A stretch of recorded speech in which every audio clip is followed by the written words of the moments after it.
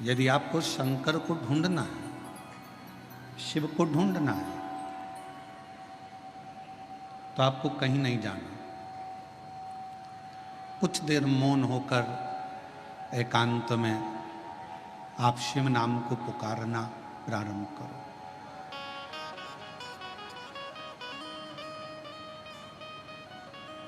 पंचाक्षर मंत्र नमः शिवाय, षडाक्षर मंत्र ओम नमः शिवाय आप जब भीतर से पुकारोगे, अंदर से पुकारना प्रारंभ करोगे, तो शिव महापुराण की कथा कहती है कि आपके अंदर ही शिव का दर्शन एक ना एक दिन बाबा भोलेनाथ जरूर करा देते। और मैंने तेरे ही भरोसे बाबा, तेरे ही भरोसे हवा बिच उड़ती जावागी बाबा, डोर हतो छड़ी नामे कटी जावागी भोले मैं तेरी बदन, शंभू मैं तेरी बदन, हवा बिच उड़ती जावागी बाबा, डोर हतो छड़ी नामे कटी जावागी। शिव महापुराण की कथा कहती है कि दुनिया का सबसे बेकार दिन कौन सा होता है?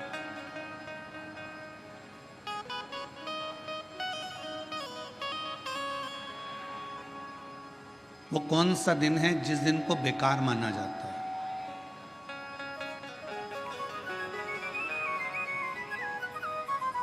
शिव महापुराण की कथा कहती है दुनिया का सबसे बेकार दिन उस दिन माना जाता है जिस दिन आपके चेहरे पर मुस्कुराहट ना हो और आपके मुख पर भगवान का नाम ना हो।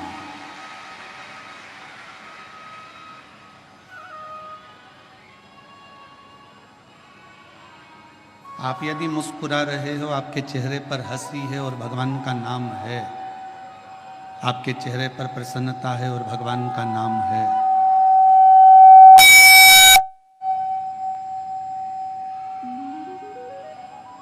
आपके चेहरे पर प्रसन्नता है और आपके मुख पर भगवान शिव का नाम है, हरि विठ्ठल, पांडुरंगा, श्री विठ्ठल, रुक्माई,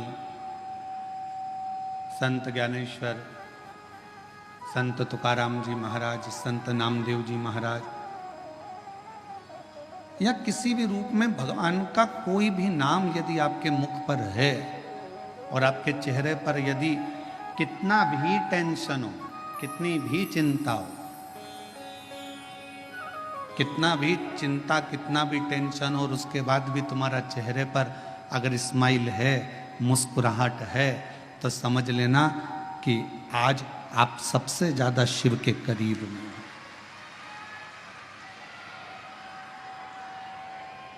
क्योंकि दिन ही बेकार वो माना गया है जिस दिन तुम्हारे चेहरे पर कोई मुस्कुराहट ना हो, कोई हंसी ना हो।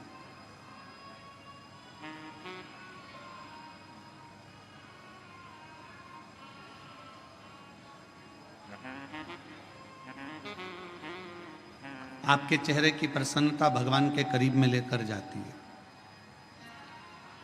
एक बात का स्मरण रखिएगा, मैया यशोदा जी ने श्रीमद् भागवत कथा में आपने श्रवण किया होगा, भागवत जी में आपने सुना होगा कि मैया यशोदा जी ने एक बार भगवान कृष्ण पर छड़ी उठा ली थी।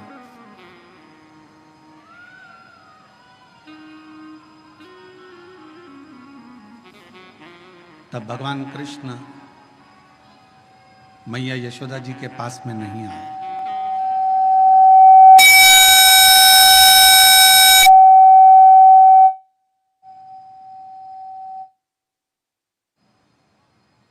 जब मैया ने छड़ी उठाई तो भगवान कृष्ण मैया यशोदा जी के करीब में नहीं आए,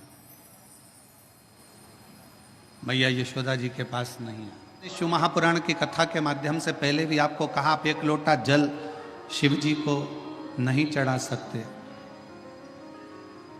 आप भगवान शंकर को अगर एक लोटा जल नहीं चढ़ा सकते, आप भगवान शंकर को बेलपत्र नहीं चढ़ा सकते, आप भगवान शंकर को अगर एक पुष्प भी समर्पित नहीं कर सकते, शंकर के मंदिर में भी नहीं जा सकते, शिव के मंदिर में भी अगर प्रवेश नहीं कर सकते, शंकर के मंदिर में भी, भगवान शिव के द्वार पर मंदिर में भी अगर नहीं जा सकते, तो पहले भी कथा में कहा, फिर कह रहे हैं बेजापुर की इस पवित्र भूमि पर कि शिव के मंदिर भी ना जा सको तो शंकर के मंदिर के सामने से जब निकलो तो थोड़ा सा मुस्कुरा कर निकल जाना, तो भी शिव करुणा कर देते हैं, शिव कृपा कर।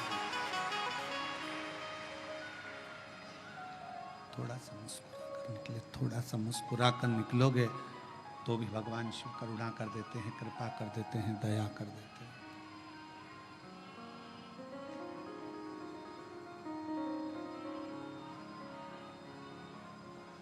शिव करुणा सागर है, शिव दया सागर है, शिव कृपा सागर है। और शंभु शरणे पड़े मांगो घड़ी रे घड़ी, दुख काटो दया करी निदर्शन आपो। शंभु शरण पड़ी मांगो घड़ी रे घड़ी, दुख काटो दया करी निदर्शन आपो। बेजापुर की इस कथा का नाम बेलपत्र शिव पुराण दिया। उसका कारण एक ये भी रहा कि आने वाला जो समय है वो श्रावण का महीना है।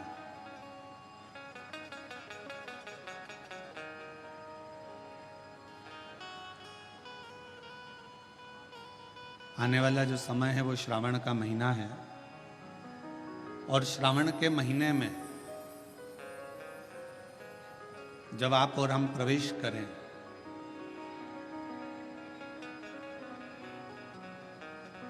तो आपको और हमको ये मालूम होना चाहिए कि बेलपत्र की महत्वता क्या है।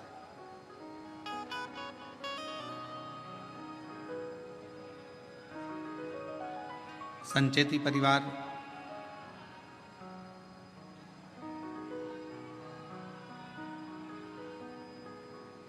आज जो ये पवित्र शिव महापुराण की कथा को प्रारंभ करा है,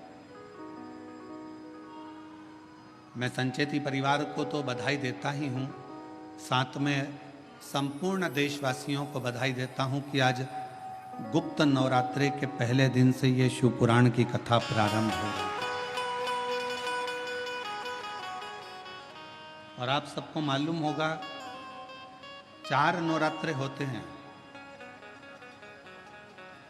उन 4 नवरात्रे में 2 नवरात्रे गुप्त माने गए, और उसमें भी जो आषाढ़ महीने का जो नवरात्रा आता है, जो आज से प्रारंभ हुआ है, कहते हैं अगर कोई स्थिर होकर एकांत में बैठकर भगवान शंकर के नाम का मात्र संबोधन श्रवण कर लेता है, सुन ले, गुनगुना ले, शिव को याद कर ले, तो कहते हैं शिव और शक्ति की दोनों की कृपा उसके ऊपर बनी ही रहती है।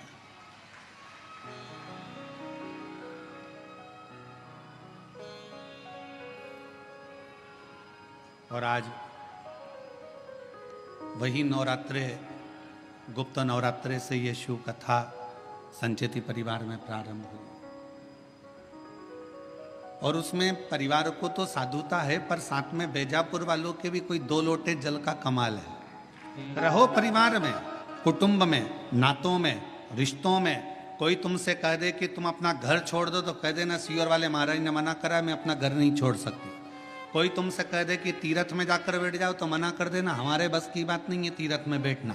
कोई तुमसे कहे किसी नदी के तट पर जाकर बैठ जाओ, सन्यासी बन जाओ, संत बन जाओ, साधु बन जाओ, तपस्वी बन जाओ, साधक बन जाओ, उपासक बन जाओ, मना कर देना, हमारे बस का कुछ भी नहीं है। शिव महापुराण की कथा तो कहती है शंकर का एक तत्व अपने भीतर धारण करो। शिव जी अपनी अर्धांगिनी धर्मपत्नी के साथ रहते हैं, शिव जी अपने बच्चों के साथ रहते हैं। 33 कोटि देवताओं में केवल एक देवाधिदेव महादेव ऐसे हैं जो अपने पूरी विथ फैमिली पुजाते हैं। विथ फैमिली, पूरा परिवार। भगवान शंकर किसी देवता का परिवार पूरा पूछते हुए बता दो।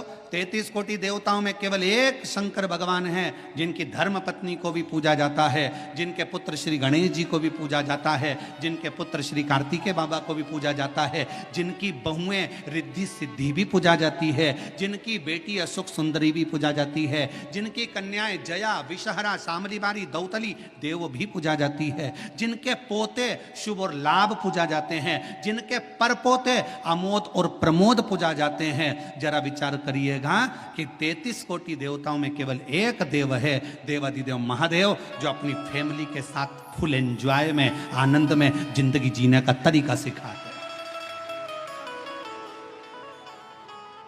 केवल शिव। और आज का व्यक्ति बाहर एंजॉय करने का तरीका ढूंढता है। मैं दोस्तों के साथ जाऊंगा, वहां घूमने जाऊंगा, वहां ऐसा करने जाऊंगा, वहां मुझे खुशी मिलेगी। पत्नी को छोड़ दो घर में, पत्नी रह गई घर में, चलेगा दोस्तों के साथ एंजॉय करने के लिए, और मालूम पड़े कि वहां करा क्या, थोड़ा सा नशे का पान करा, कमरे में पड़े रहे और शुद्धि चली गई। दोस्तों ने विचार करा, पैसा लाया था खत्म हो गया, होटल वालों ने कहा चलो समाप्त हुआ पैसा, तुम भी बाहर निकलो, चलो यहाँ से, और निकाल दिया। अगर एंजॉय करना है, मेरे शिव जी कहते हैं अपनी अर्धांगिनी पार्वती के साथ शंकर भगवान विराजमान है, अपने बच्चों के साथ शिव जी विराजमान है, अपने परिवार के साथ शंकर भगवान विराजमान है। शिव जी कहना चाहते हैं कि अपनों के साथ में रहकर जो खुशी का आनंद है वो आनंद दुनिया में कहीं नहीं मिल सकता है। अपनों की श्रेष्ठता में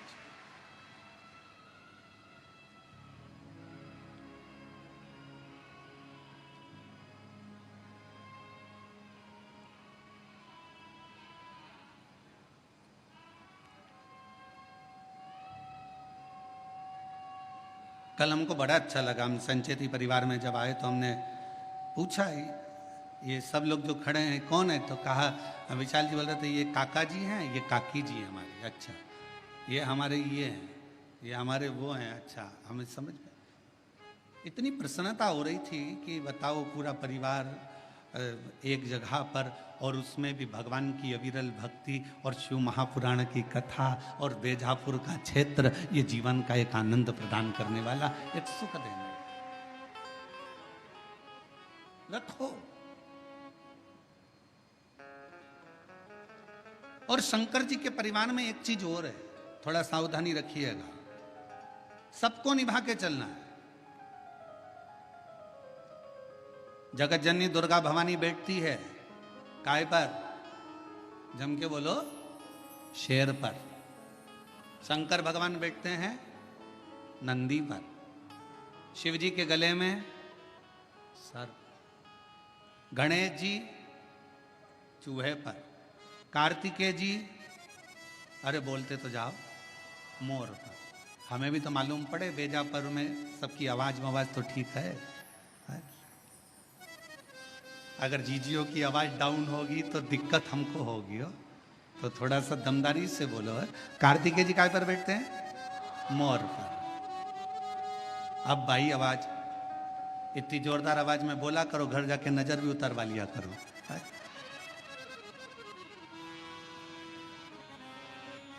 सब बैठे हैं। शिव जी नंदी पर है, मां जगत जननी दुर्गा भवानी शेर पर है। शेर नंदी को नहीं छोड़े अगर समय मिल जाए तो, सर्प चूहे को नहीं छोड़े, मोर सर्प को नहीं छोड़े, सब दुश्मन। पर घर में एक बुजुर्ग, घर में एक बड़ा ऐसा होता है, उस बुजुर्ग के, उस बड़े के होने का सबसे बड़ा फल यह होता है कि शेर नंदी को नहीं, सर्प चूहे को नहीं, मोर सर्प को नहीं खा सकता, क्योंकि वहां बुजुर्ग का कंट्रोल, घर के बड़े का एक संयम इतना प्रबल होता है कि एक दूसरे को कोई नुकसान नहीं पहुंचा सकता।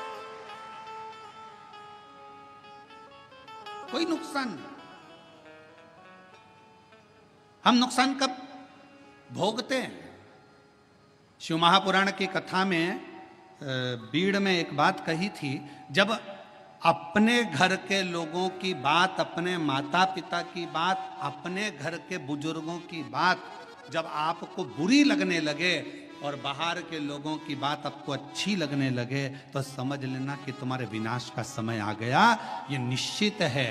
घर के लोगों की बात, माँ ने कुछ कहा तुम्हें बुरा लग गया, पिताजी ने कुछ कहा तुम्हें बुरा लग गया, काका जी कुछ बोले तुम्हें बुरा लग गया, ताऊ कुछ बोले तुम्हें बुरा लग गया। घर के लोगों की बात जब तुम्हें बुरी लगने लगे और बाहर के दोस्त बोल रहे हैं, सहेली बोल रही है, बेस्ट फ्रेंड बोल रही है, तो तुम्हें अच्छा लग रहा है, समझ लेना कि तुम्हारा विनाश का समय निश्चित आ गया है। शिव पुराण कहती है कि जब जब मेरे भोलेनाथ, जब जब मेरे शंकर, जब जब मेरे करुणा सागर, जब जब मेरे शिव, जब जब मेरे भगवान भोलेनाथ अपने बच्चों को भटकता हुआ देखते थे, तब तब मेरे शिव कुछ ना कुछ कहने के लिए आतुर हो जाते थे। शिव की आतुरता रहती, शंकर की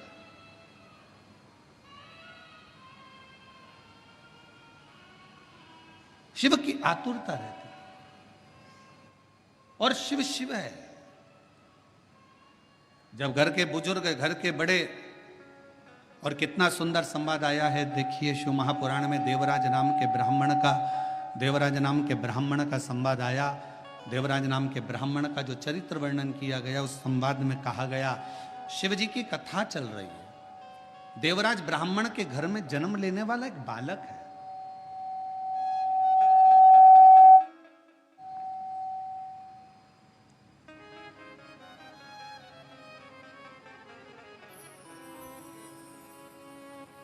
सभा और शंकर जी की कथा चल रही है, और ब्राह्मण के घर में जन्म लेने वाला वो देवराज, जिसने कभी जीवन में कभी भगवान का भजन नहीं किया, जिसने कभी जीवन में स्मरण नहीं किया, मंत्र जाप नहीं किया, नाम जाप नहीं किया, नाम स्मरण नहीं किया, वो देवराज जो कभी भगवान की भक्ति से जुड़ा ही नहीं, कभी भगवान के भजन से जुड़ा ही नहीं, वो देवराज चोरी का धन लेकर शिवालय में पहुंच गया। ब्राह्मण जी कथा सुना रहे थे शिवपुराण की, कोई नहीं था, कोई नहीं, मंदिर सुना।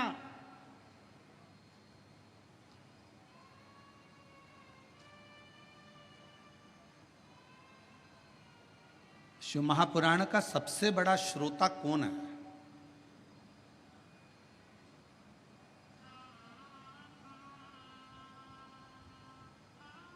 उत्तर दो जल्दी से, बीजापुर की जी जी जी जाऊं।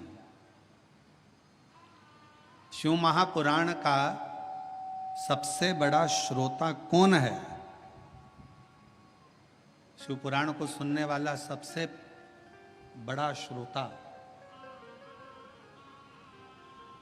श्रीमद् भागवत कथा को सुनने के लिए सबसे बड़े श्रोता थे राजा परीक्षित। रामचरितमानस को सुनने के लिए सबसे बड़े श्रोता थे काशी नरेश। पर शिव महापुराण का सबसे बड़ा श्रोता कोई मानव नहीं, कोई मनुष्य नहीं। शिव महापुराण का सबसे बड़ा श्रोता स्वयं देव अधिदेव महादेव शंकर और पार्वती है। शिव श्रेष्ठ श्रोता बनकर बैठे, श्रेष्ठ श्रोता बनकर।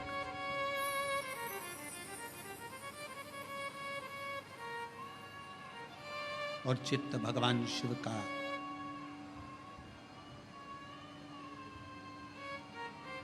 जिस स्थान पर देवराज नाम का ब्राह्मण शिवालय के अंदर पहुंचा है, उस शिवालय में भी कोई श्रोता कथा सुनने वाला नहीं है।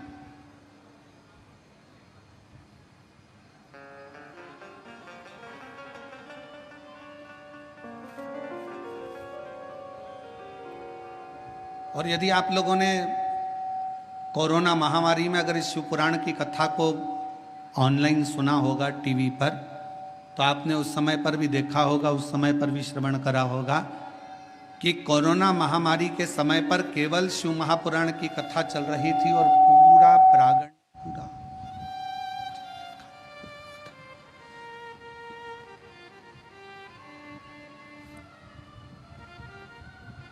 शिव महापुराण की कथा चल रही थी और पूरा क्षेत्र, पूरा हॉल खाली रहता था। कौन सुन रहा?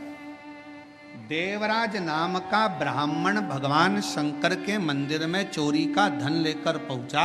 शरीर में ताप हो रहा है, शरीर में कष्ट हो रहा है, तपन हो रही है, बुखार आ रहा है, शरीर तप रहा है। ये शिव महापुराण का महत्तम कर रहा है और चोरी का धन उसके पास में। और उस चोरी के धन में सबसे मूल था रानी के गले का हार, जिसको मंगवाने वाला कोई दूसरा नहीं था।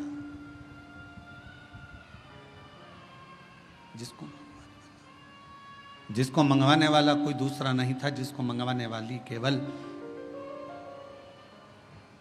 देवराज ब्राह्मण जिस एक पर स्त्री के संग में लग गया था, उस पर स्त्री ने उस देवराज से कह दिया था कि मुझे रानी के गले में जो हार पड़ा हुआ है वो हार मुझे ला कर दे।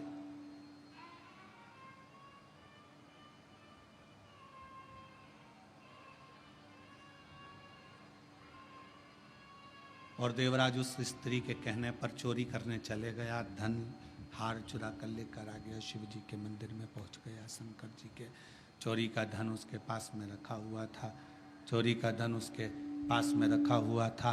कथा कोई नहीं मंदिर के अंदर, केवल शंकर का शिवलिंग, नंदी और देवराज। कथा करने वाला कथा कर रहा,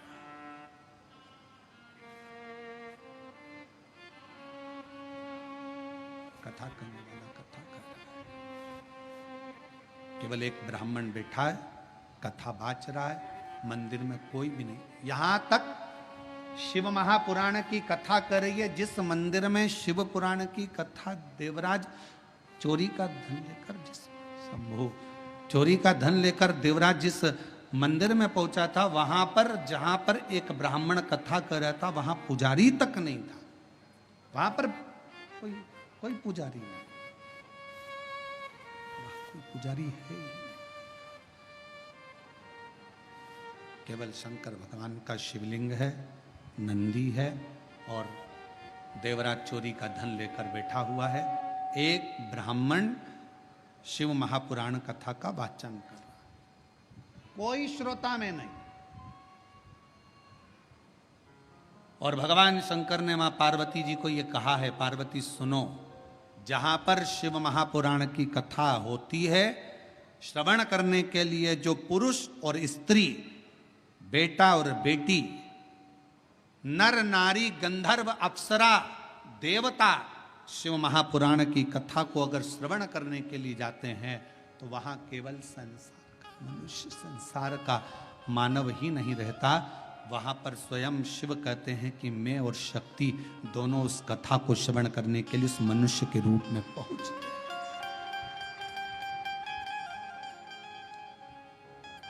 उस कथा को श्रवण करने के लिए मनुष्य के रूप में पहुंच जाते हैं, मनुष्य के रूप, मानव के।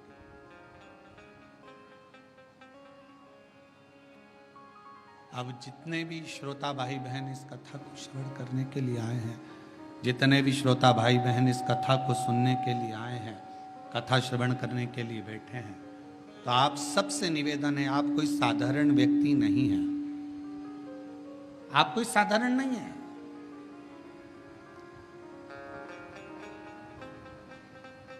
आप मेरे शिव का एक अंश स्वरूप हो, शिव का एक प्रतिबिंब स्वरूप हो। और शिवोहम शिव महापुराण की कथा जो इससे पहले निकुंभ छत्तीसगढ़ में करी, उसमें बताया था शिवोहम का मतलब ही यही है कि शिव आपके अंदर है।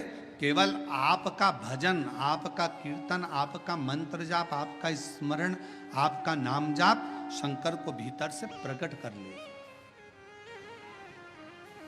भीतर से प्रकट कर। और महाराज हर पल हर घड़ी शिव तुम्हारे साथ, हर पल।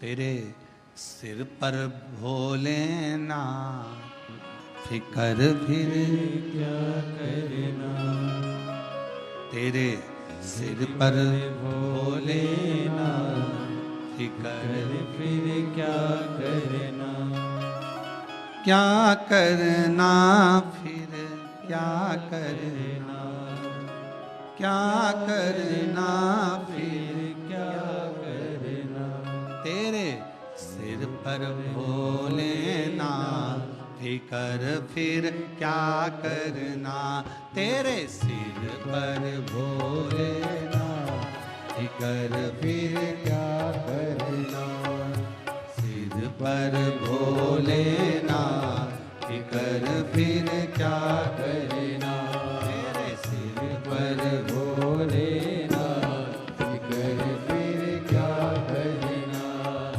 क्या करना फिर क्या करना, क्या करना फिर क्या करना, क्या करना फिर क्या करना, क्या करना फिर क्या करना, तेरे सिर पर भोलेनाथ फिकर फिर क्या करना, तेरे सिर पर भोलेनाथ फिकर फिर क्या करना, तेरे सिर पर भोलेनाथ फिकर फिर क्या करना, दोनों हाथों से ताली से बजते हुए पर भोलेनाथ फिकर फिर क्या करना।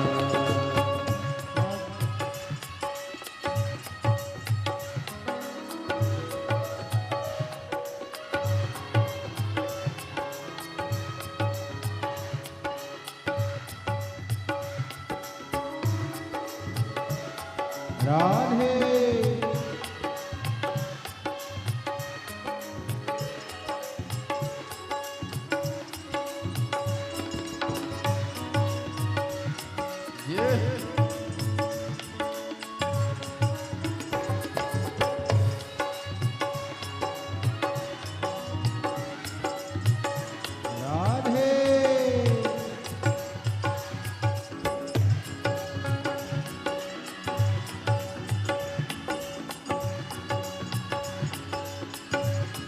हरि बोल, राधे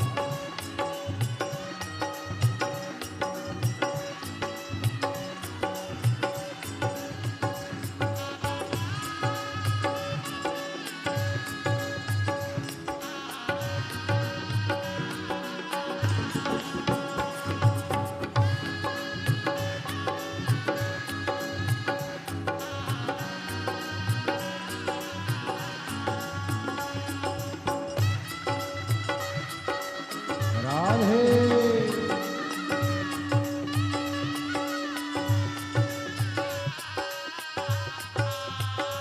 हरि बोल, राधे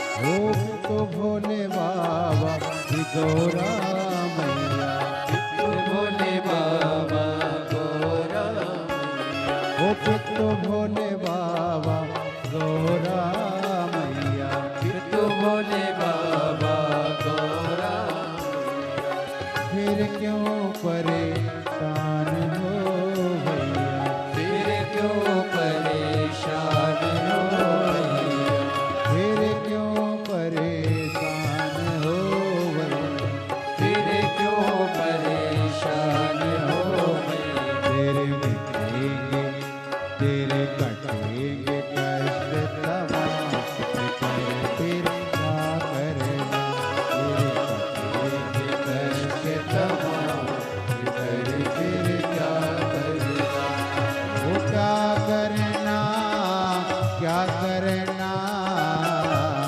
फिकर फिर क्या करना, वो क्या करना, क्या करना, फिकर फिर क्या करना, तेरे भोलेनाथ, फिकर फिर क्या करना, तेरे सिर पर भोलेनाथ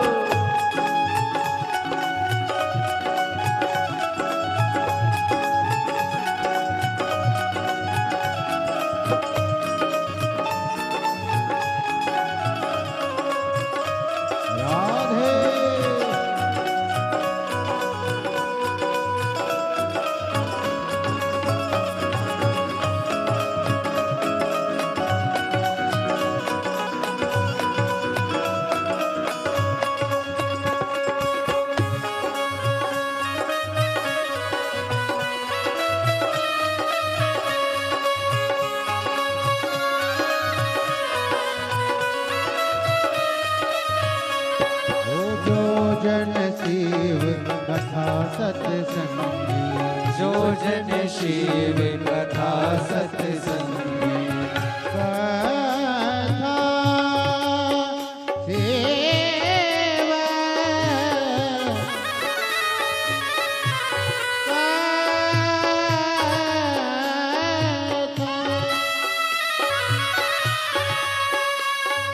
गर सरे सन सन धनि दब दब कम पम गम गर गर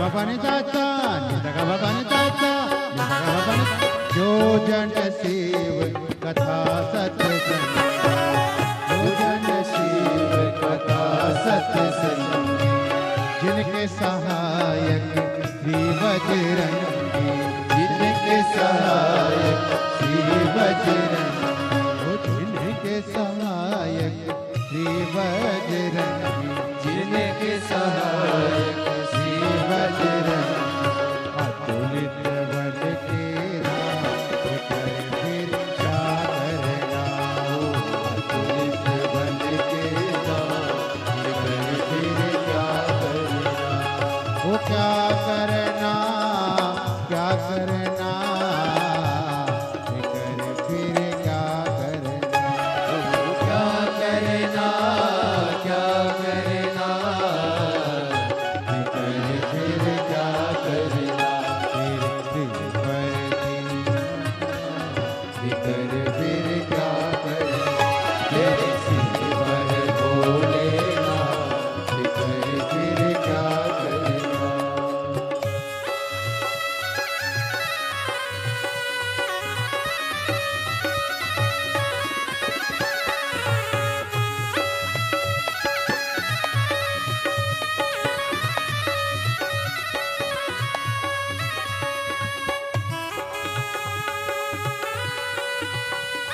राधे राधे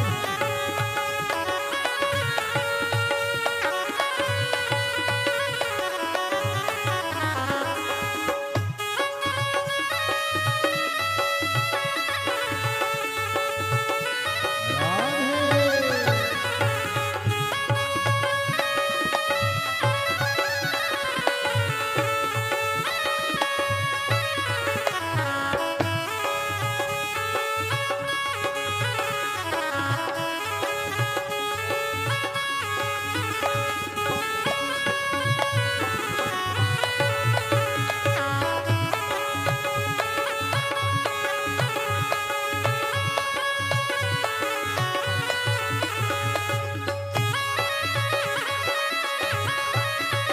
राधे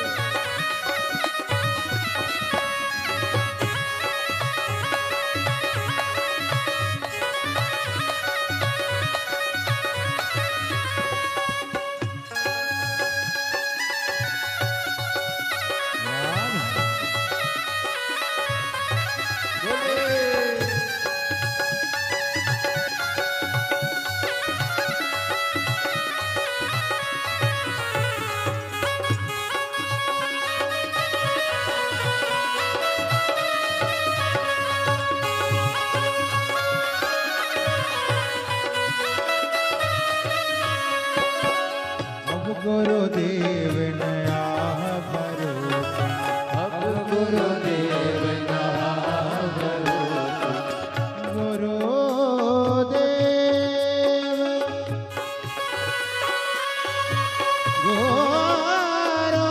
गुरुदेव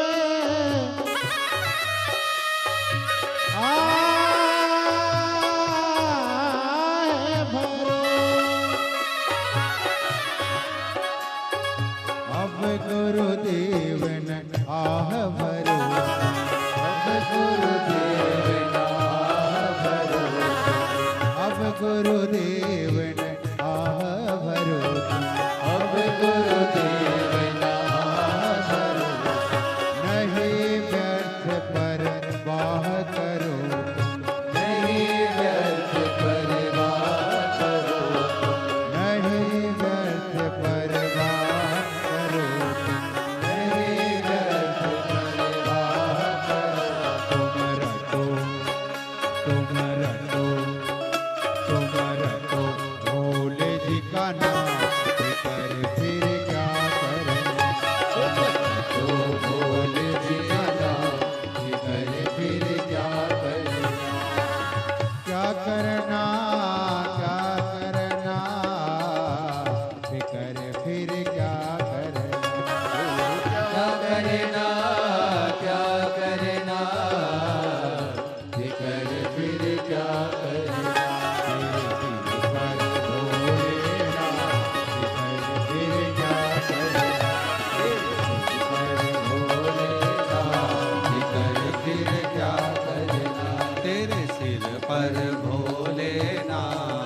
कर फिर क्या करना, तेरे सिर पर भोलेनाथ, जिधर फिर क्या करना, तेरे सिर पर भोलेनाथ, जिधर फिर क्या करना, तेरे सिर पर भोलेनाथ, जिधर फिर क्या करना, तेरे सिर पर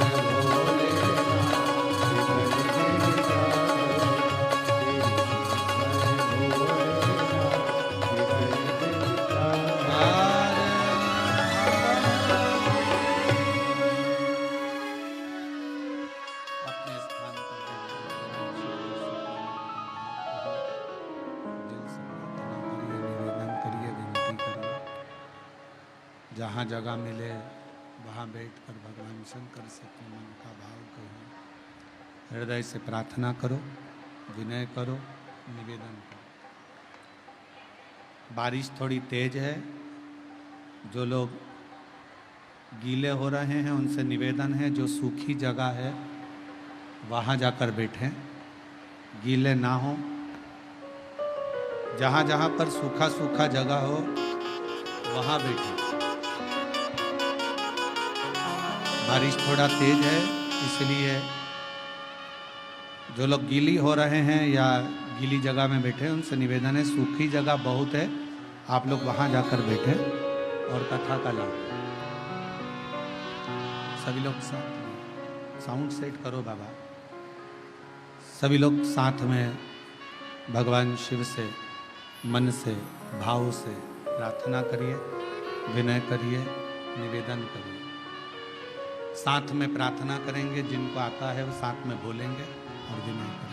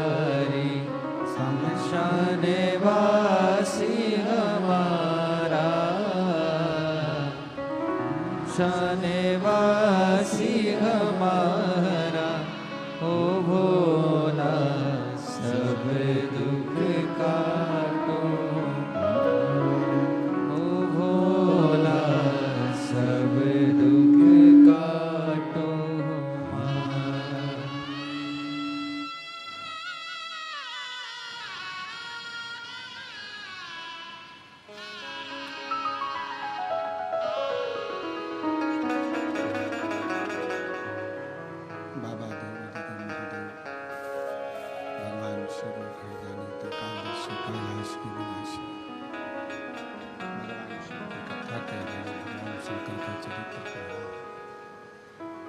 शिव महापुराण की कथा वर्णन किया। शिवालय में कोई नहीं, केवल एक शिवलिंग है, नंदी है और कथा वाचने वाला एक ब्राह्मण चोरी कर कर धन लाया हुआ वो देवी।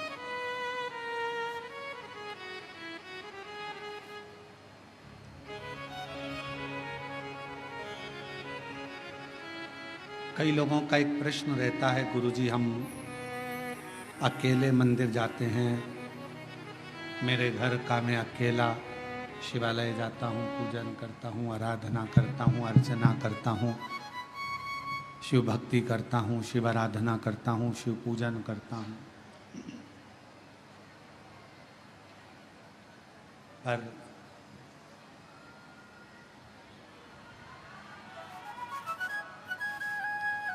शिव महापुराण की कथा कहती है कि शंकर का जो भक्त है,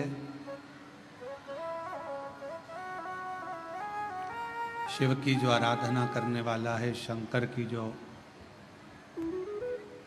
स्तुति करने वाला है, वो जीवन में कभी अकेला नहीं रहता।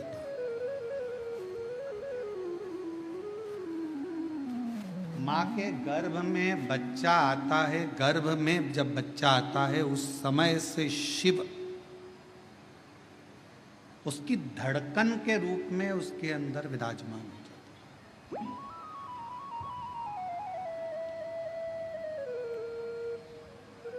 इसलिए वीर शैव लिंगायत संप्रदाय में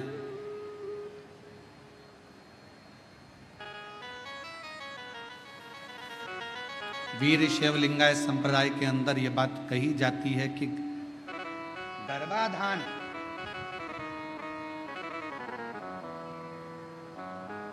गर्भ में जब बच्चा रहे उस समय से लेकर व्यक्ति के जब प्राण छूटते हैं तब तक शिव शिव उसके अंदर विराजमान रहता है, शिव तत्व उसके अंदर विराजमान रहता है।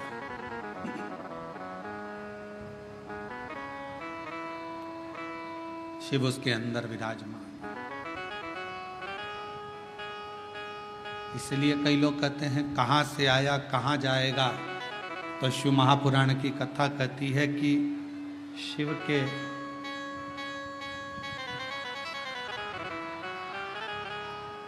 शिव महापुराण की कथा कहती है कि शिव के द्वार से आया और शिव के ही द्वार गया। पर कब? जब हमारा भरोसा श्रेष्ठ हो, जब हमारा विश्वास श्रेष्ठ हो।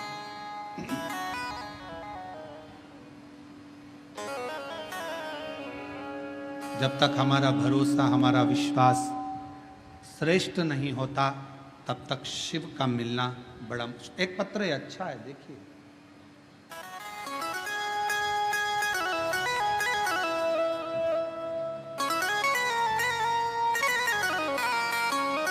मैं सारिका टेकरने, मुकाम पोस्ट तहसील गंगापुर, जिला छत्रपति संभाजी नगर, महाराष्ट्र की रहने वाली हूँ।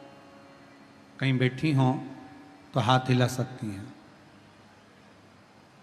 अगर कहीं बैठी हों तो हाथ हिला सकती हैं। सारिका टेकरने, मुकाम पोस्ट तहसील गंगापुर, जिला छत्रपति संभाजी नगर, महाराष्ट्र की रहने वाली। अगर कहीं बैठी हों तो हाथ हिला सकती हैं। और अगर आई हों और बच्चा आया है साथ में क्या? अगर बच्चा आया हो तो उसको भी ला सकती हैं। आया है, ले आओ उसको भी। पत्र को एलईडी पर, आस्था चैनल पर, एलईडी पर चल रहा है पत्र, एलईडी और आस्था चैनल पर चालू है। आप पत्र को साथ में पढ़ सकते हो। मैं सारिका टेकरने, मुकाम पोस्ट तहसील गंगापुर, जिला छत्रपति संभाजी नगर, महाराष्ट्र की रहने वाली हूँ। मेरा मोबाइल नंबर यह है। एक लोटे जल और शिव भक्ति का वर्णन करूं। मेरा बेटा स्वराज 8 साल का है। 2 साल था तब उसके मुंह में तालू में छेद हो गया था। उसका ऑपरेशन हो गया। ऑपरेशन के बाद से उसको चलने में दिक्कत आने लगी। 1.5 महीने बाद वो कोमा में चले गया।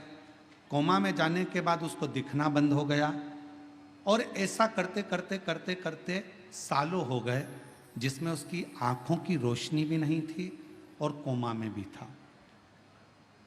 तब किसी ने कहा कि लॉकडाउन में कथा आ रही है टीवी पर। हमने उसको पहली बार सुनना प्रारंभ करा और 1 लोटा जल शिव जी को चढ़ाना प्रारंभ करा। जल चढ़ाकर स्वराज को पिला देते और उसके शरीर पर लगा देते। उसको दिखता नहीं, कोमा में सुध नहीं। तब किसी ने कहा कि एक बार सीहोर चलते हैं, वहां से रुद्राक्ष लाते हैं। हम लोग सीहोर गए, वहां से रुद्राक्ष लाए। रुद्राक्ष को तांबे के कलश में गलाते और उसका जल पिलाना प्रारंभ करा। आज मैं बाबा को धन्यवाद देने के लिए आई हूं कि मेरा 8 साल का बेटा अब उसको दिखाई भी देने लगा और चलना भी आता है।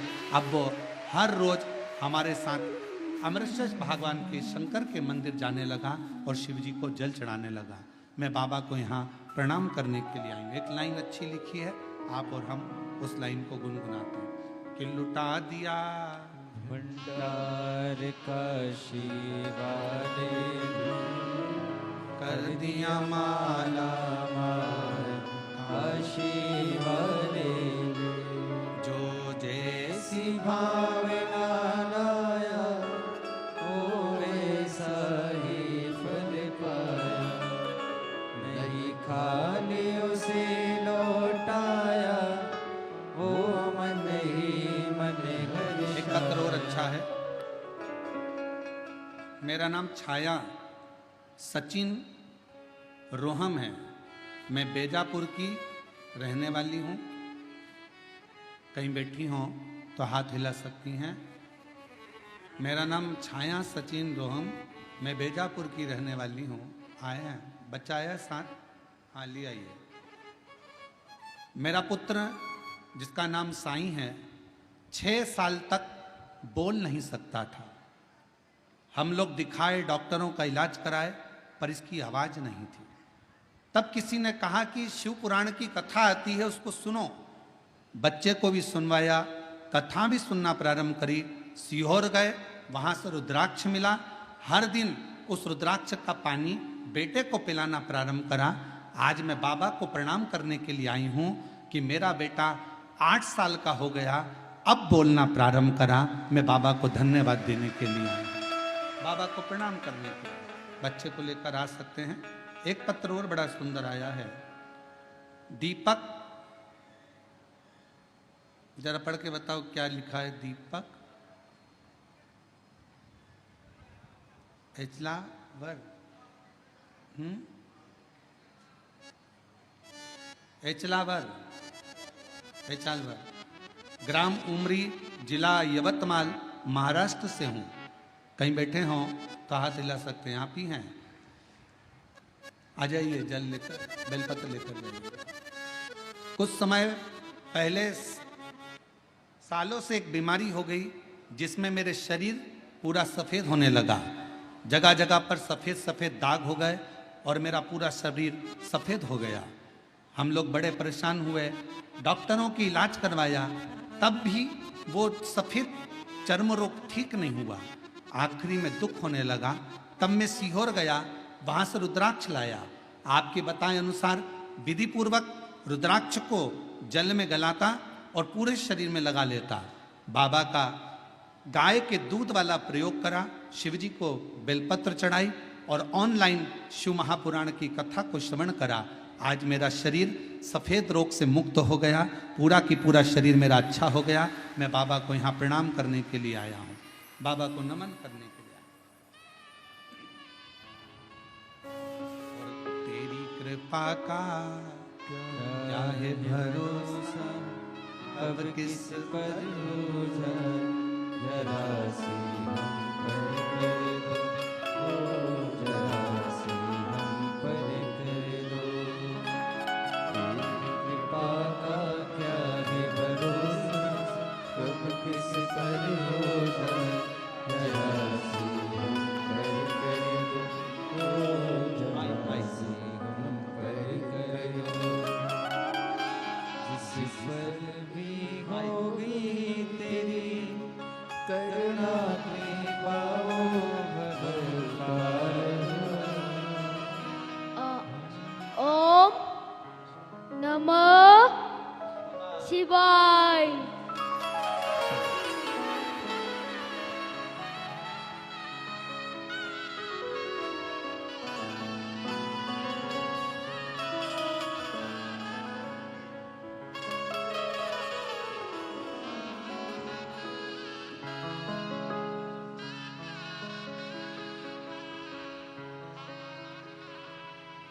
इतने सालों के बाद उसकी वाणी आई, एक बार जोरदार ताली बजाकर साधु का शिव कृपा, एक विश्वास, एक भरोसा, एक दृढ़ता। और जिस पर भी हो गई तेरी कृपा करुणा वो भव पार हुआ, भव पार हुआ। पापी हो चाहे जितना उसका भी बाबा उद्धार हुआ, उद्धार हुआ। गिद्ध अजामिल गणिका जैसे तेरे मन को भर, जरा सी हम पर कर दो, ओ जरा सी हम पर कर दो।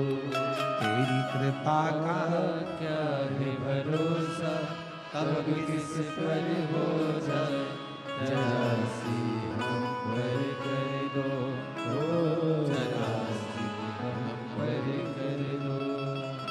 कैसी कृपा? शिव को करुणा करना थी, इसलिए देवराज ब्राह्मण को चोरी का सामान लेकर भी शिवालय तक बुला लिया।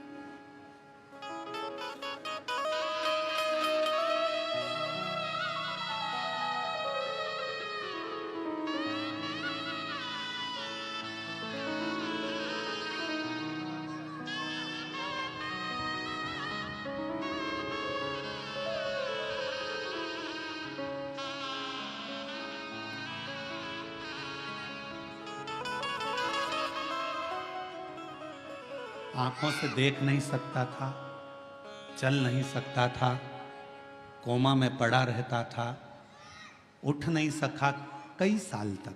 आज बाबा की कृपा से चल भी रहा है, देख भी रहा है और बोल भी रहा है। एक बार जोरदार ताली बजाकर।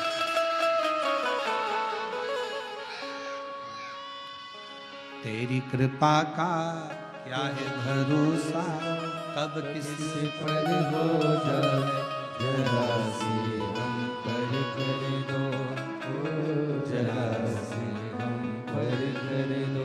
एक शिव की करुणा क्या कर, विश्वास।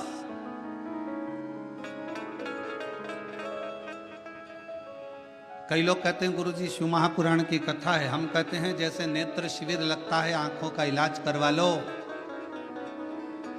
बस याद रखना, उस नेत्र शिविर में आंखों का इलाज होगा, चश्मा लगेगा, लेंस लगेगा, और शिव महापुराण के इस नेत्र शिविर में इस हृदय पर शंकर का ऐसा लेंस लग जाता है जिससे जिंदगी में दुख धीरे धीरे समाप्त होता चला, धीरे धीरे तकलीफ, कष्ट, दुख समाप्ति की ओर चला जाता है, धीरे धीरे दुख समाप्ति की ओर। शिव को एकांत में शंकर भगवान बैठे हैं, शिव जी बैठे हैं। देवराज आया, चोरी का धन लाकर बाजू में रखा। शिव पुराण की कथा चल रही थी। कथा 2 क्षण की देवराज ने सुनी, मात्र 2 क्षण।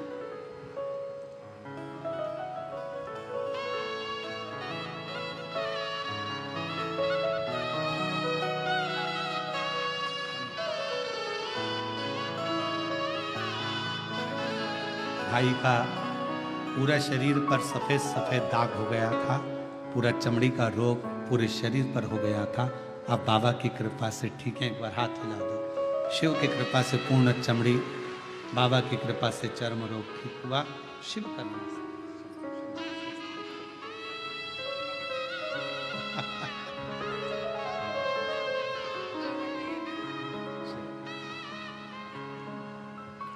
शिव कृपा। कथा में मन नहीं लगा देवराज का, चित्त नहीं लगा, सुन नहीं पाया, मन नहीं लगा पाया, क्योंकि शरीर में ताप था, शरीर में बीमारी थी। जब कथा में मन नहीं लगा, देवराज का चित्त नहीं लगा, हृदय नहीं लगा, कथा को छोड़कर देवराज नामक का ब्राह्मण अपना चोरी का धन लेकर बाहर निकल, मंदिर से बाहर।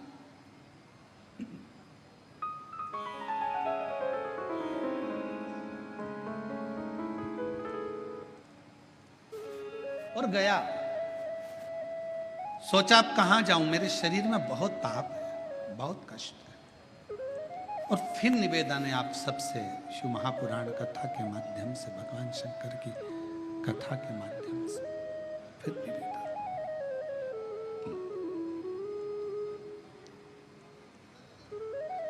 जब सारी दुनिया के हाथ जोड़ लो, सबको नमन कर लो, प्रणाम कर लो, सब जगह से जब हार जाओ, सारी दुनिया के हाथ जोड़ लो, सब जगह से जब हार जाओ, सब जगह से जब थक जाओ, तब आखिरी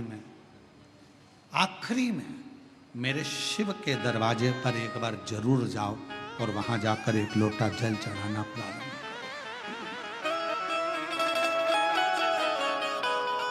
सब जगह से हारने के बाद अंत में शिवालय तक, शंकर तक जरूर पहुंचो, शिव तक। हम तो कई बार कथा में कहे कि जैसे बच्चा गुल्लक को भरता है और गुल्लक भरने के बाद बच्चा गुल्लक तोड़ता है तो कोई गिफ्ट खरीद कर लेकर आता है, उसी तरह अपने दादा, परदादा, पिता, माता, घर के बच्चों की भाग्य की गुल्लक जब फूटती है, तब समझना कि जिंदगी में एक बार शिव महापुराण की कथा अपने परिवार के द्वारा होगा। अपने पूर्वजों ने जो पुण्य एकत्रित करा होता है गुल्लक में, दादा परदादा ने, अपने सास ससुर ने, अपने माता पिता ने, अपने पूर्वजों ने जो पुण्य की गुल्लक भरी होती है, वो गुल्लक जब फूटती है, तब जाकर अपने परिवार में, अपने गांव में, अपने नगर में, अपने शहर में एक शिव महापुराण की कथा श्रवण करने का सौभाग्य प्राप्त हो पाता है। तब एक कथा सुनने का सौभाग्य प्राप्त हो पाता है, तब शिव कथा श्रवण करने का सौभाग्य मिलता है। जब उसकी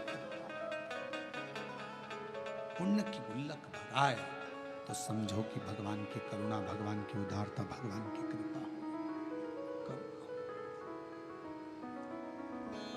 अब करे तो क्या, देवराज चोरी का धन लेकर बेलपत्र के वृक्ष के नीचे बैठ गए। कथा की शुरुआत में बेलपत्र के वृक्ष की महत्वता का वर्णन क्यों करा, किस लिए करा? हम कल्प वृक्ष नहीं देख सकते, हम कल्प वृक्ष की करना, उसकी विचार भी नहीं कर सकते।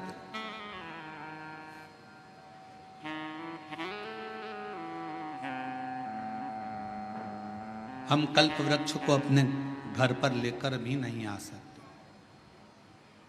पर शिव पुराण की कथा कहती है, भगवान शंकर का चरित्र कहता, शिव तत्व कहता कि यदि एक बेलपत्र का वृक्ष हम अपने घर में लगा लेते हैं, बगीचे में लगा लेते हैं, या किसी भी स्थान पर यदि हमने जिंदगी में एक बेलपत्र का वृक्ष लगा लिया, तो ये मानकर चलना कि तुमने कल्प वृक्ष की कामना कर कर उस वृक्ष को लगाया, अपने जीवन में कुछ अच्छा फल प्राप्त करना,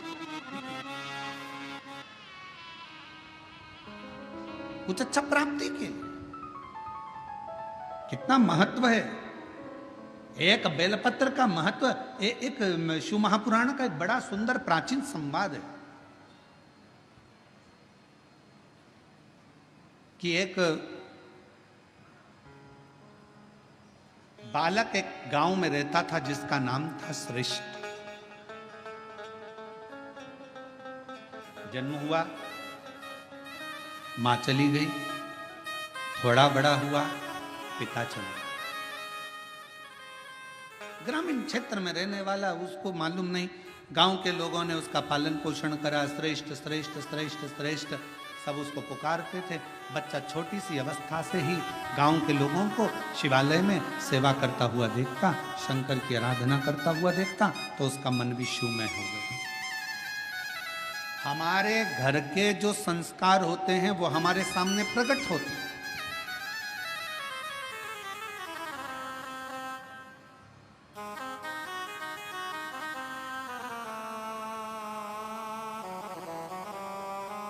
कल जब हम संचेती जी के यहाँ आए तो हमने उनको सबसे पहला शब्द उनके घर में उनके माता पिता को यही कहा कि आपके पुत्र विशाल और बहुरानी, घर के बच्चों को आपने जो संस्कार दिया, ये संस्कार आज सामने देखने को मिलता है। कम से कम इतनी बड़ी शिव महापुराण की कथा अपने माता पिता और अपने पूर्वजों का आनंद के लिए कराई तो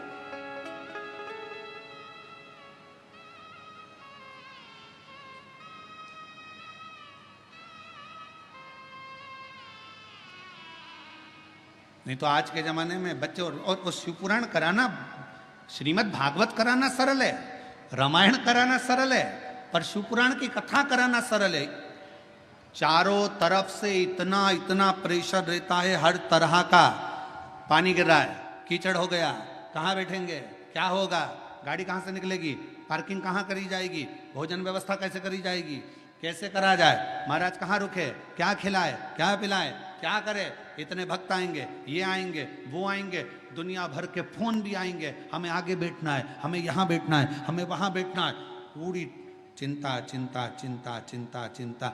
आप विशाल जी से पूछना, वो तो विशाल जी का हाथ शंकर जी ने पकड़ रखा है, इसलिए उनकी चिंता थोड़ी भोलेनाथ ले रखे हैं। पर उनसे पूछिएगा जरा कि महाराज कथा करवाना कितना कितना कठिन, जरा पूछिएगा, बहुत कठिन।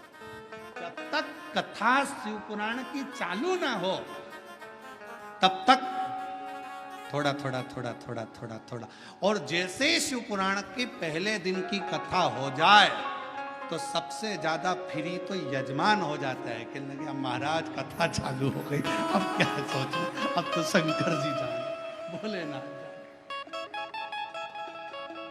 शिव जी जाने।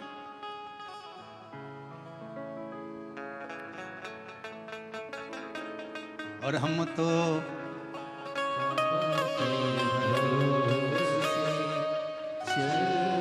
दीनानाथ, तुम लोग चुप रहो जरा, इनका भी तो सुने, बेजापुर वालों के आवाज कैसी, हमको भी तो सुनने मिले। तुम बोलो, तुम बोलो। हम तो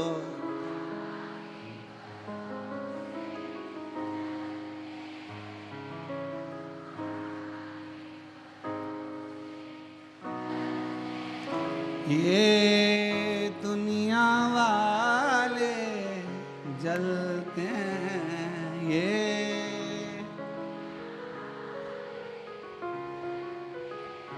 भोले बाबा के भरोसे, डमरू वाले के भरोसे, हम उसके आश्रित। श्रेष्ठ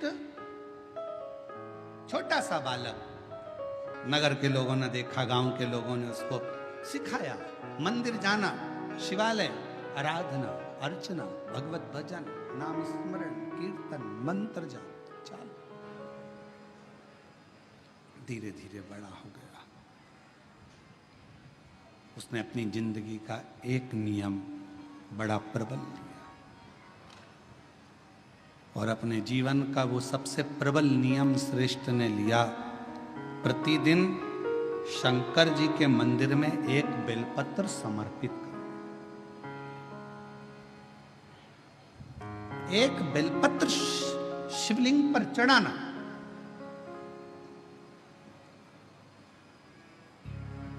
और होना चाहिए, जिंदगी का एक नियम आपके जीवन में होना चाहिए। हम तो आप लोगों से भी कहेंगे कोई बड़ा नियम नहीं ले सकते, तो एक नियम अपने जीवन में ले लो कि मैं सुबह उठते से ही सबसे पहले अपने मुख से श्री शिवाय नमस्तुभ्यं बोलूं।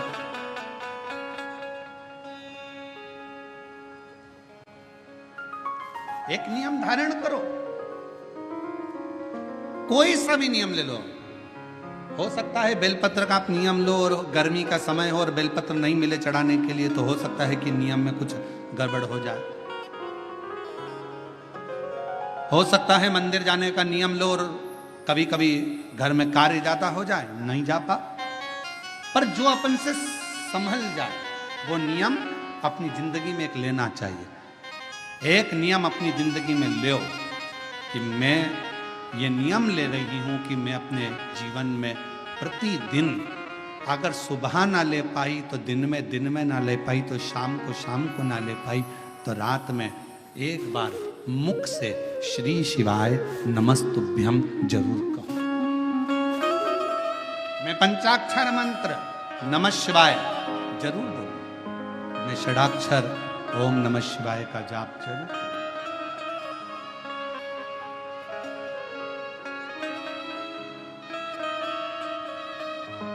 अपने भीतर उस नियम को ढालो। श्रेष्ठ बालक बड़ा हो गया, अपना नियम धारण कर रहता। जिस गांव में श्रेष्ठ बालक रहता था उसी गांव के नजदीक में 2 गांव छोड़कर एक ब्राह्मण और एक ब्राह्मणी का परिवार रहता था।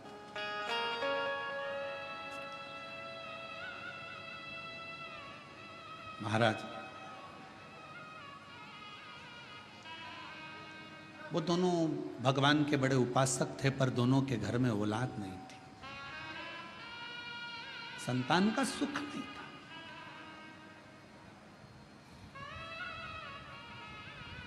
कई माताएं ऐसी बैठी हैं, कई पुरुष ऐसे बैठे हैं कि जो भगवान के मंदिर जाते हैं तो भी मन में आता है कि भगवान हमारी क्यों नहीं सुन रहा। क्या सारा दुख हमारी ही किस्मत में लिख दिया? क्या सारी तकलीफ हमको ही लिख दी? नहीं।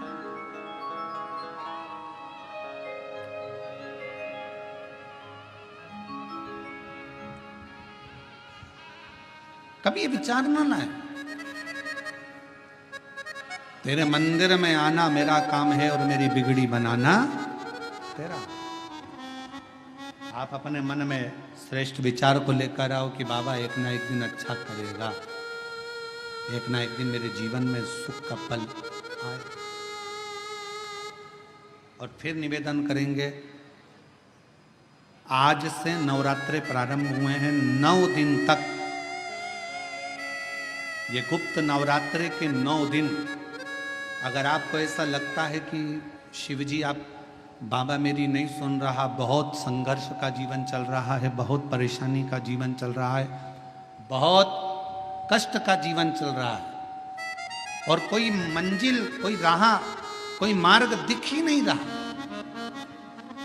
तुम्हारा कैसा भी दुख है, जो आज गुप्त नवरात्रे प्रारंभ हुए हैं 26 तारीख से, 26 जून से, आज से 9 दिन तक का एक नियम ले लो गुप्त नवरात्रे में कि मुझे शिवजी के मंदिर में अशोक सुंदरी वाली जगह पर एक बेलपत्र माँ हेमवती माता के नाम से, कौन सी माता? हेमवती, माँ हेमवती के नाम से एक बेलपत्र अशोक सुंदरी वाली जगह पर समर्पित करूंगी। 9 दिन का एक नियम धारण करो और 12वें या 15वें दिन आप देखिए आपका जो दुख है मेरा बाबा उसको काट कर ही रहे। गुप्त नवरात्रे जो आज से प्रारंभ हुए हैं, गुप्त नवरात्रे जो आषाढ़ महीने का ये गुप्त नवरात्रा है, इस नवरात्रे में हेमवती माता का स्मरण करना, एक बेलपत्र का पूजन करना या एक बेलपत्र के वृक्ष के नीचे आप 9 दिन तक भी, अगर मंदिर तक भी नहीं जा सकते, मंदिर में आप बेलपत्र रखने नहीं जा सकते, तो आपके घर के आंगन में, द्वारे पर, बगीचे में, आपके घर के पास अगर कोई बेलपत्र का पौधा है, वृक्ष है, उस बेलपत्र के वृक्ष के सामने एक बेलपत्र का पत्ता रखकर भी अगर आप उस पर जल चढ़ा रहे हैं या पूजन कर रहे हैं हेमवती माता के नाम से, तो उसका फल आपको मिलेगा। और मान लो बेलपत्र का वृक्ष भी नहीं है, हम मंदिर भी नहीं जा सकते, हम कहीं नहीं जा सकते, घर से बाहर कैसे निकलें? पानी तेज है, जलवृष्टि हो रही है, बहुत सा पानी है, तो क्या करें? अपने घर में जो शिवलिंग है, तुम्हारे घर में अगर जो शिवलिंग है, तुम्हारे घर में जो शिवलिंग विराजमान है, उसी शिवलिंग के साक्षी में, सम्मुख में भी अगर हेमवती माता का नाम लेकर अगर एक बेलपत्र समर्पित करोगे 9 दिवस तक तो उसका फल मिलेगा जरूर, उसका फल मिलेगा। फिर से बोलो, कौन माता? हेमवती। कौन है ये? शिव महापुराण की कथा कहती है, जब माता पार्वती जी हिमालय राज के घर में प्रगटी और हिमालयों की कंदरा में बैठकर मां पार्वती जी तप साधना में लीन हुई, जितनी परीक्षा भगवान शंकर ले सकते थे शिव जी ने सारी परीक्षा ली। ब्रह्मदेव परीक्षा लेने आए, भगवान नारायण परीक्षा लेने आए, इंद्रदेव आए, सप्तऋषि आए, सारे साधु संतों को परीक्षा लेने भेजा, पर मां उन परीक्षाओं में पास होती चली गई। तब भगवान शंकर ने दर्शन देकर कहा, पार्वती आज से तुम्हारा नाम हेमवती रहेगा।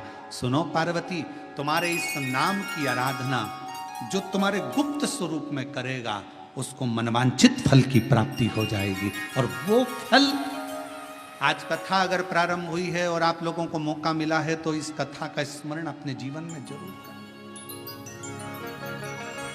क्या पता भोलेनाथ जी ने बेजापुर वालों पर भारी कृपा करी है, बहुत बड़ी कृपा करी, जो नवरात्र में कथा मिली और आप लोगों को ये कथा का चरित्र श्रवण करने को पहले दिन ही मिल गया। बीच में मिलते तो 2-3 दिन निकल गए होते।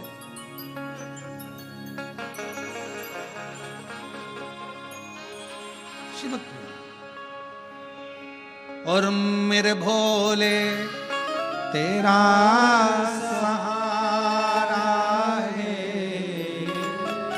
मेरे भोले तेरा सहारा है, मेरी नैया हाथों किनारा है, मेरी नैया हाथों किनारा है, मेरे बाबा तुझे पुकारा है, मेरे बाबा तुझे पुकारा है, मेरी नैया हाथों किनारा है, मेरी नैया हाथों किनारा है।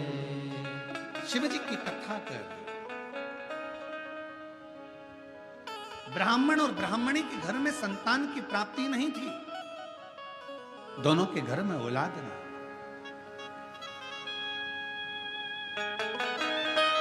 श्रेष्ठ 2 गांव छोड़कर रहता था, जिसका नियम था एक बेलपत्र को समर्पित करना, शिवालय जाना, शंकर जी को एक बेलपत्र बाबा के शिवलिंग को समर्पित करना, बाबा को चढ़ाना, विनय करना, निवेदन करना।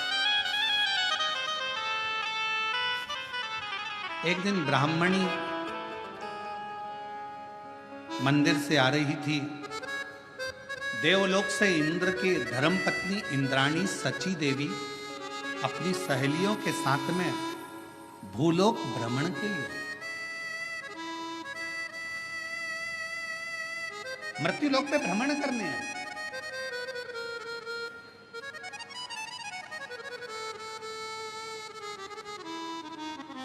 ब्राह्मणी रो रही थी। इंद्राणी सची देवी ने, इंद्र की धर्मपत्नी सची देवी ने उसके पास जाकर पूछा, तुम्हारे रोने का कारण क्या? कहा, मेरे घर में संतान का सुख नहीं,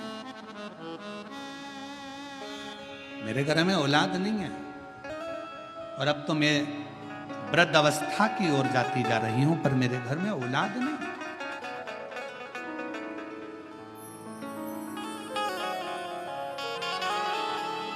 अब मैं किससे कहूं?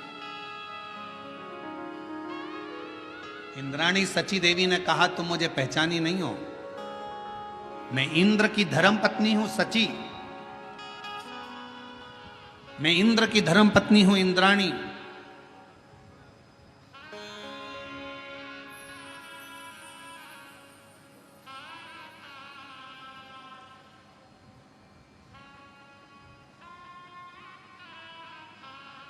ब्राह्मणी ने हाथ जोड़कर कहा, इंद्राणी जी, आप देवलोक में रहती हो, एक बार अगर हो सके ना तो भगवान से मेरे लिए पूछना जरूर कि मेरी किस्मत में संतान है कि नहीं, मेरे भाग्य में औलाद है कि नहीं, जरा पूछिएगा, एक बार जरा भगवान से पूछिएगा, उत्तर जरूर देना इंद्राणी जी, आप निवेदन है आपसे, कहिएगा, प्रार्थना है आपसे। जब बहुत कई लोगों को बहुत बड़ा रोग हो जाता है, रोग होने के बाद वो कई बार दिखते हैं, मिलते हैं, तो कहते हैं गुरुजी बहुत कष्ट का जीवन चल रहा है, बहुत रोग हो गया, बहुत बड़ा रोग हो गया गुरुजी, ये मिटेगा कि नहीं मिटेगा? हम हमेशा एक ही बात कहते हैं, डॉक्टर शंकर का एक रूप होता है।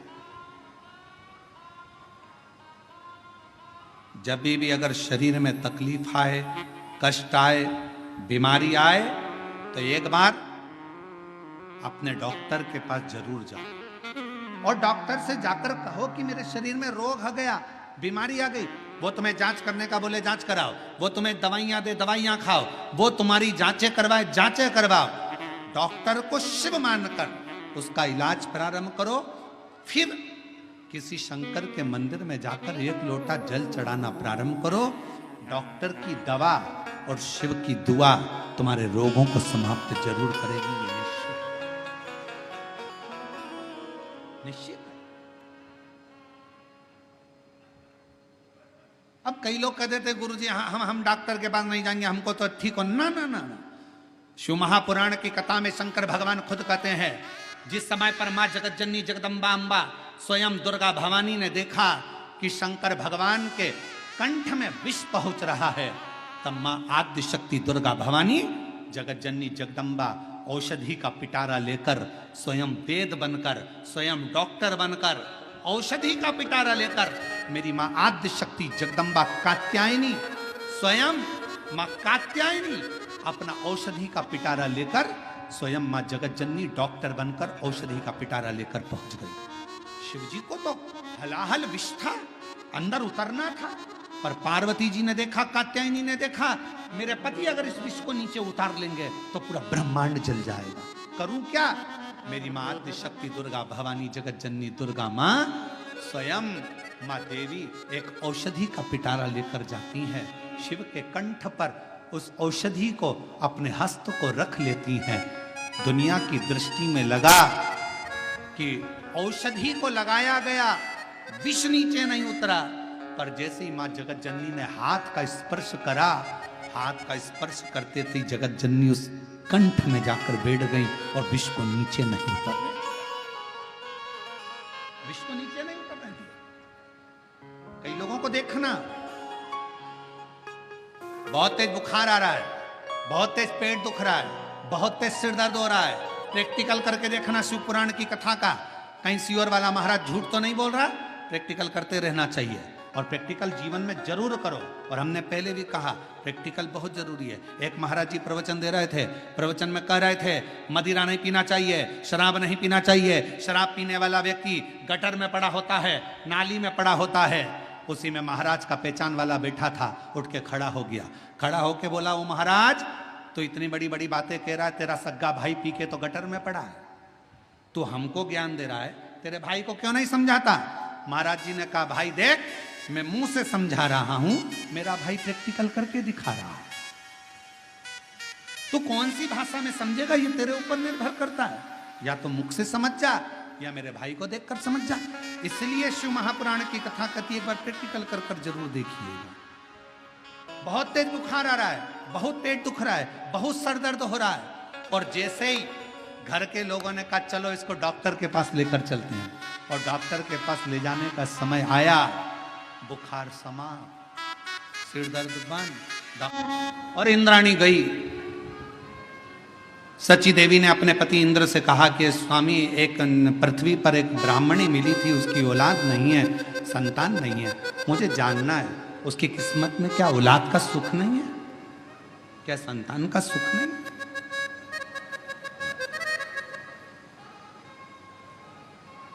चलो, इंद्र और सची देवी इंद्राणी भगवान विष्णु के पास पहुंच गए। भगवान नारायण ने पूछा, इंद्रदेव आए हैं, क्या बात है? और साथ में पहली बार इंद्राणी? इस वैकुंठ लोक में, इस स्वर्ग लोक में शेष सैया की साक्षी में तो कभी इंद्राणी आई नहीं, आज पहली बार इंद्राणी आई है, वो भी सची देवी यहां पहुंची। क्यों, किस लिए, कैसे आना हुआ?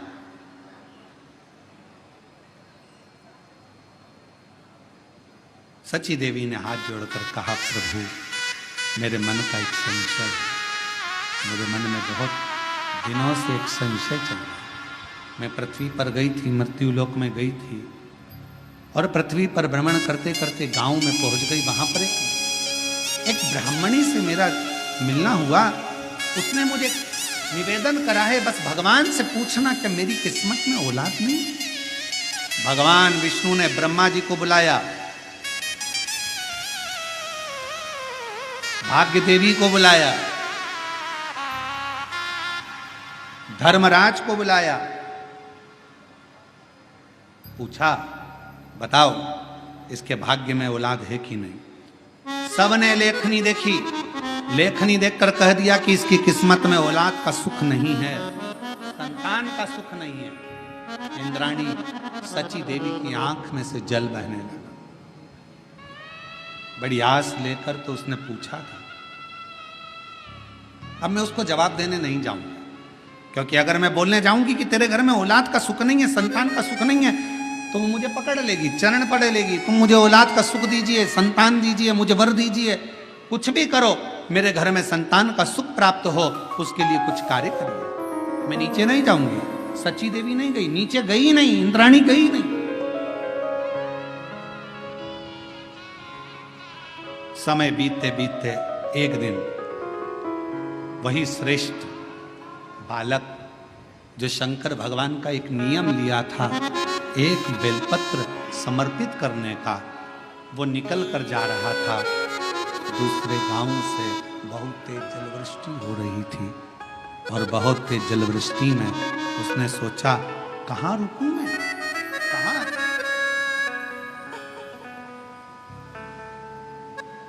इतना तेज पानी गिर रहा है, जलवृष्टि हो रही है, जाऊं तो जाऊं कहाँ? उसी ब्राह्मणी के घर में वो एक बेलपत्र का नियम बनाने वाला वो श्रेष्ठ बालक उस ब्राह्मणी के घर में चले गया। आवाज लगाई, आवाज दी, महाशय बांधव बांधव, मैं गीला हो रहा हूं, बहुत तेज जलवृष्टि है, द्वार खोलिए, दरवाजा खोलिए। दरवाजा खोला गया, अंदर प्रवेश किया, मुझे प्यास लगी है, पानी पिलाया, भूख लगी, भोजन कर।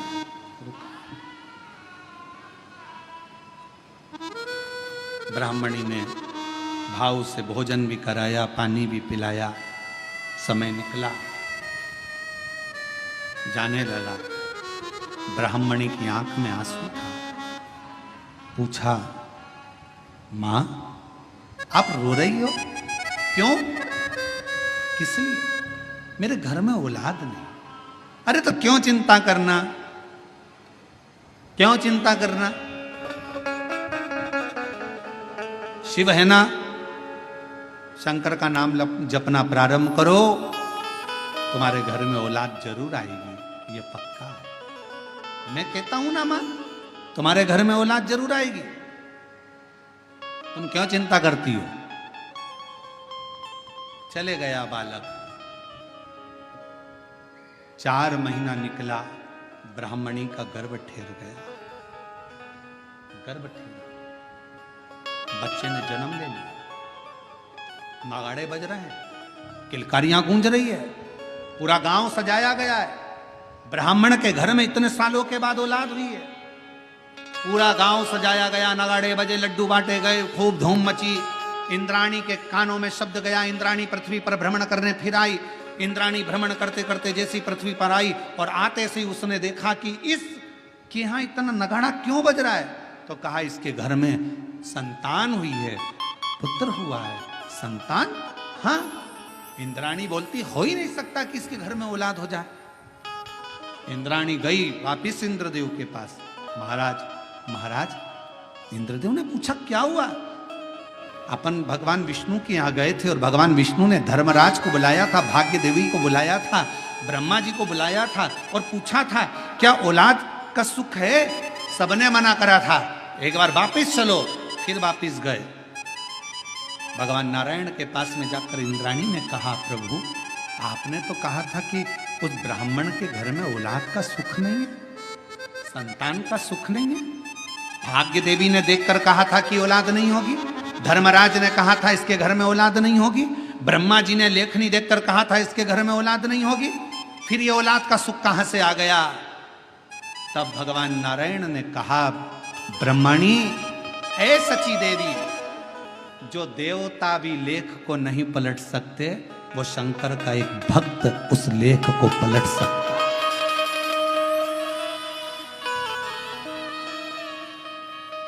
जो लेख देवता भी नहीं पलट सकते, देवता का काम है भाग्य लिखना, शिव जी का काम है भाग्य को पलट देना।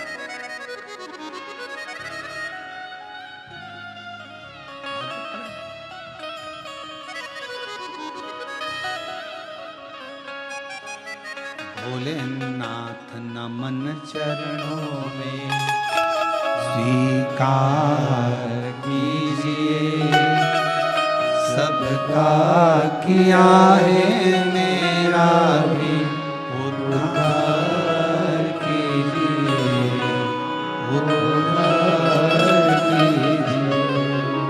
हे त्रिपुंडधारी, हे त्रिशूलधारी, हे त्रिपुंडधारी, हे त्रिशूलधारी, चरणों में तेरे बाबा जी पावन है चारों धाम, तेरी देव करते वंदना, पूजे है सीताराम। चरणों में तेरे बाबा जी पावन है चारों धाम, तेरी देव करते वंदना, पूजे है सीताराम। हो जाए पूरी कामना, हो जाए पूरी कामना, उपकार कीजिए, सबका किया है मेरा भी उद्धार कीजिए, उद्धार कीजिए। हे त्रिपुंडधारी, हे त्रिशूलधारी, हे त्रिपुंडधारी, हे त्रिशूलधारी, चरणों में भोले बाबा। हे मेरे शिव, हे मेरे आप करुणा करने वाले। भगवान विष्णु ने कहा, सची भाग्य देवता ने लिखा इसके किस्मत में संतान नहीं, ब्रह्मा जी ने लेखनी में लिखा इसके घर औलाद नहीं।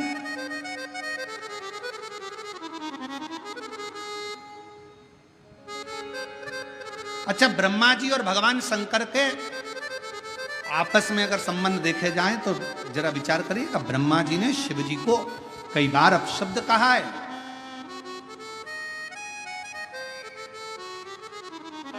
क्या कारण था? क्योंकि ब्रह्मा जी जो लेखनी में लिखते थे और कोई भक्त तुरंत अगर ब्रह्मा जी के पास में, भगवान शिव जी के पास में आ जाता और एक लोटा जल समर्पित कर कर विनती करता तो भगवान उसकी लेखनी को पलट देते, लेखनी को पलट।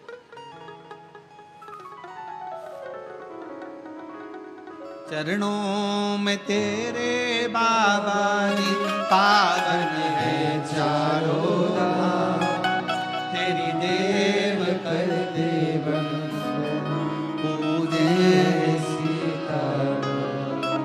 हो जाए पूरी कामना, उपकार कीजिए, सबका किया है मेरा भी उद्धार कीजिए, उद्धार कीजिए। हे त्रिपुंडधारी,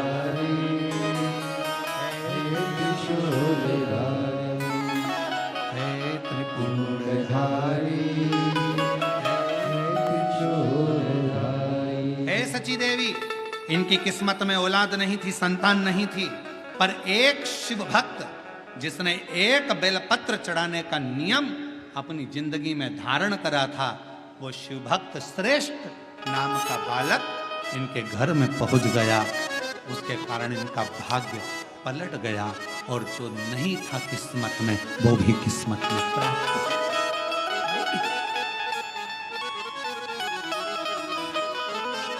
कितना सुंदर। फिर कहेंगे, तुम अगर शंकर जी के मंदिर में एक लोटा जल चढ़ाने जा रहे हो, शिव जी के मंदिर में जा रहे हो एक लोटा जल चढ़ाने के लिए, निवेदन है शिव मंदिर और तुम्हारे घर के बीच में तुम्हारी कितनी भी बेस्ट फ्रेंड रहती हो,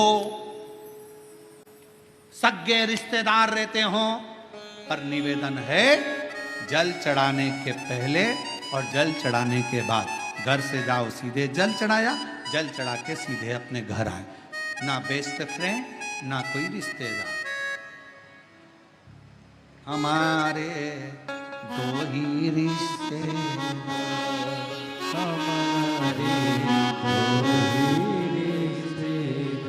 एक हमारे भोले बाबा, एक हमारे भोले बाबा, और दूजी गौरा रानी सरकार। हमारे दो ही रिश्तेदार, हमारे दो ही रिश्तेदार। हम मंदिर से घर से मंदिर, कहीं नहीं रुकना, कहीं पर नहीं, केवल मंदिर भाई मंदिर से। हम तो लोग कुबेरेश्वर धाम आते हैं तो उनसे भी कहते हैं, आए हो ना बाबा के धाम, यहाँ वहाँ नहीं भटकना, बाबा के धाम आओ, जल चढ़ाओ, कंकर शंकर पूजन करो, रुद्राक्ष लो, अपने घर जाओ, कहीं भटक। शिव कथा कर रही, देवराज नाम का ब्राह्मण बेलपत्र के वृक्ष के नीचे प्राणों को त्याग दिया, शिव के धाम चला गया। बिंदुग नाम का ब्राह्मण जल में डूबकर मरा। पत्नी चंचुला देवी ने शिव पुराण की कथा कराई। ईसर गोरा शिव पार्वती बने, कथा श्रवण करने के लिए चले।